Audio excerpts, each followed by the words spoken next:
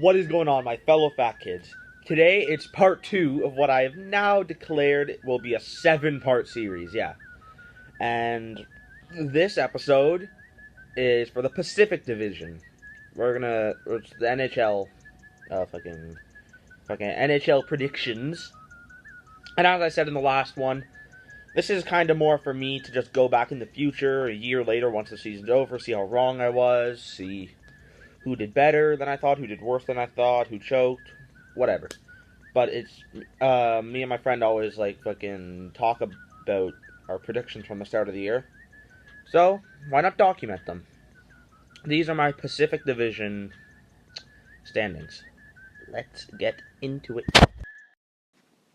So the team I have finishing first in the Pacific is the San Jose Sharks. And I have them going 47, 25, and 10 with 104 points.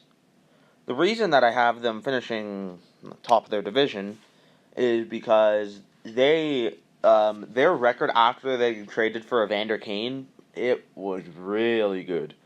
Like, Kane is a very nice fit in San Jose.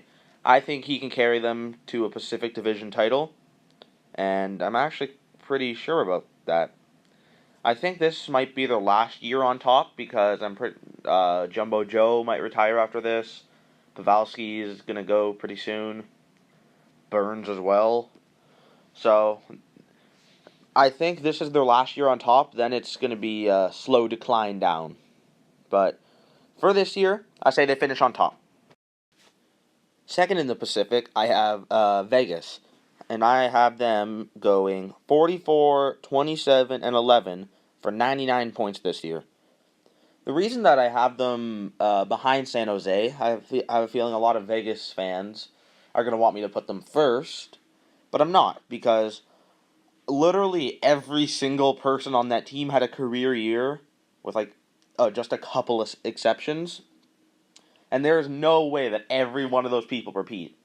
I feel like a few of them could.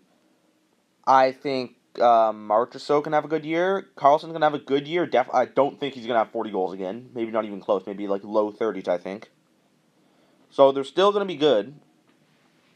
I kind of wanted to drop them to a wild card spot, but the Pacific isn't strong enough that I have anyone else to put ahead of them. So, that's Vegas. I kind of wanted to drop them out, but there's nothing I could really do about it. I definitely don't think they're top in their division this year. They're going to take a step back, almost positively. They're going to take a step back, but not a huge one. They're still going to make the playoffs, is my prediction. So, what's even the point of doing these videos if you're not going to have at least one stupid prediction? And here's mine right now. Coming third in the Pacific, I have the Arizona Coyotes finishing 41, 32, and 9 with 91 points. Don't click off just yet. Just wait 1 second. Let me at least try to explain. Okay? I feel like they will finish right here if Ronta can have the exact same season he did last year. And I really think he will. Because even if he takes a step back, he will have a better team in front of him this year. And I really think that because the main addition is Galchenyuk for me. Because in Montreal, Galchenyuk did not have a playmaker to play alongside. If they put him next to Keller, oh my god, I really think Galchenyuk will score at least 30 in his first year if they play him with Keller. I really do think that. And they also have a bunch of young guns that I think are ready to make the next step in Strome, Perlini, Dvorak, and even Keller. I think he can take another step up. I really think Keller can go point per game this year. I strongly think that. And also, as I said in the Vegas one, the Pacific's a pretty weak division. So I do believe Arizona will make the playoffs this year.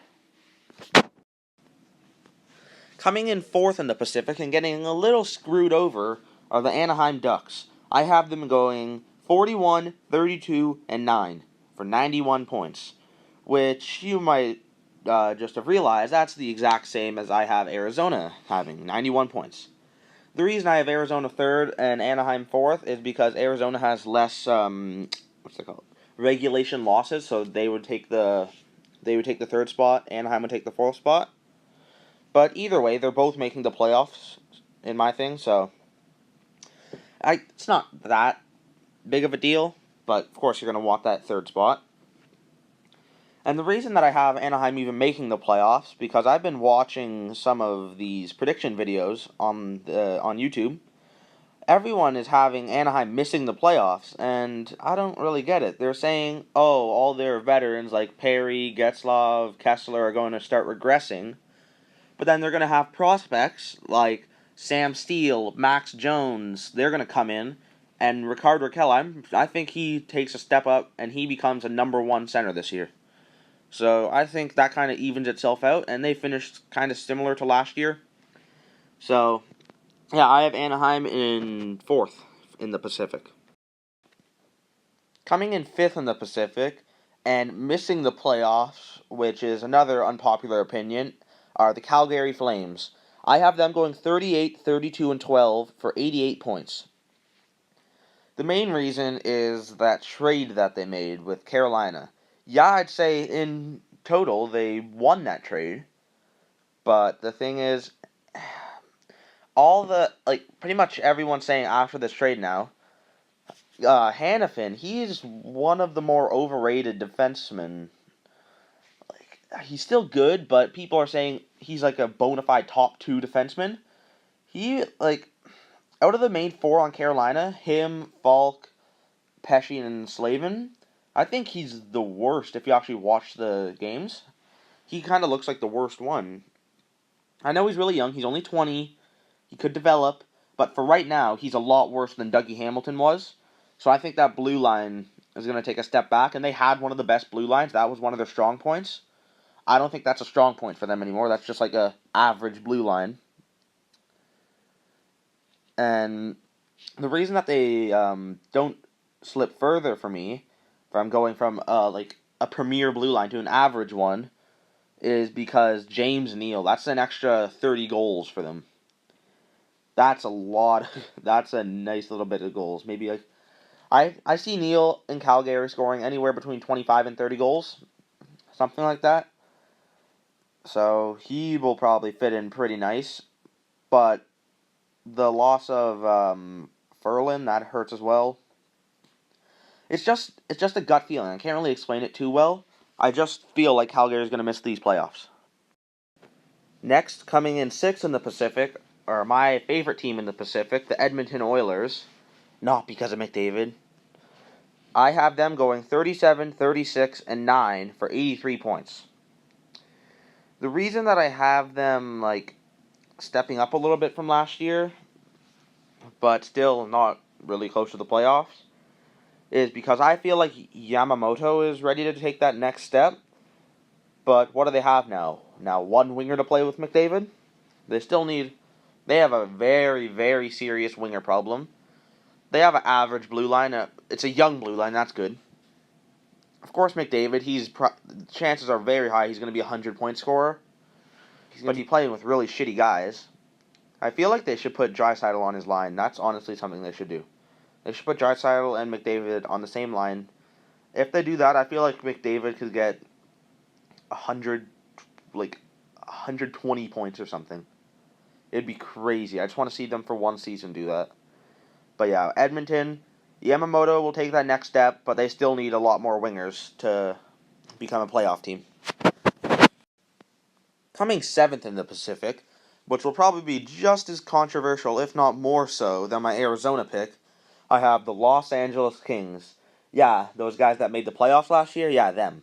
I have them going 34, 41, and 7 for 75 points.